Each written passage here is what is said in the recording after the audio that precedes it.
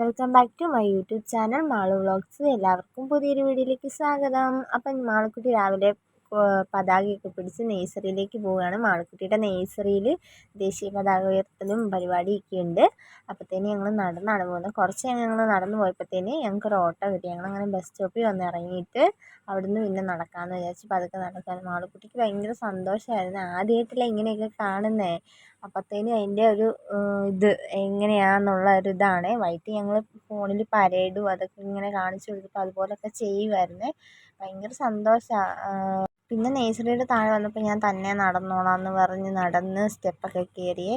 നേഴ്സറിക്കകത്ത് ചെന്നപ്പോൾ കുറച്ച് പിള്ളേരും കുറച്ച് കുട്ടികളും രക്ഷിതാക്കളും വന്നിട്ടുണ്ടായിരുന്നു. കുറച്ച് പേരും കൂടി വരാനുണ്ടായിരുന്നു.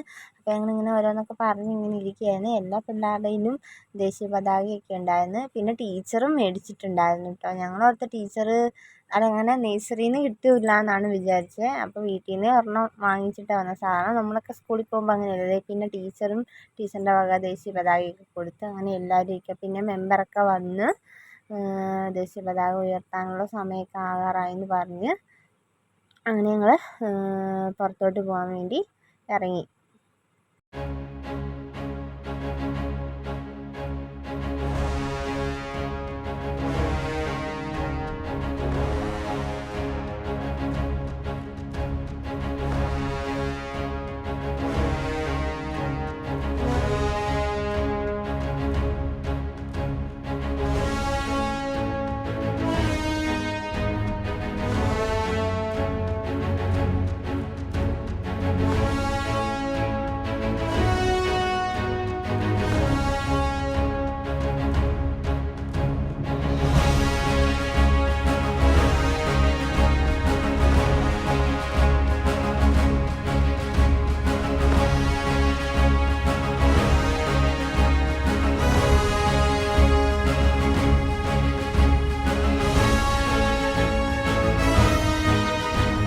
കുഞ്ഞിച്ചക്കൻ വഴക്കാന്ന് പറഞ്ഞ് 2-3 പ്രാവശ്യം ഫോൺ വിളിച്ചു. അപ്പോൾ ടീച്ചറിനോട് ചോദിച്ചിട്ട് ഞങ്ങൾ ഇങ്ങോട്ട് ഇറങ്ങി. പിന്നെ അനിയനൊരു 7:30 സ്കൂളിൽ പോയതായിരുന്നേ. അവൻ റെഡ് ക്രോസിനൊക്കെ ഉള്ളതുകൊണ്ട് യൂണിഫോമൊക്കെ ഇട്ടാണ് പോയത്. അപ്പം ബസ് ഇറങ്ങി നേരെ ഞങ്ങളുടെ അടുത്തോട്ട് വന്ന്.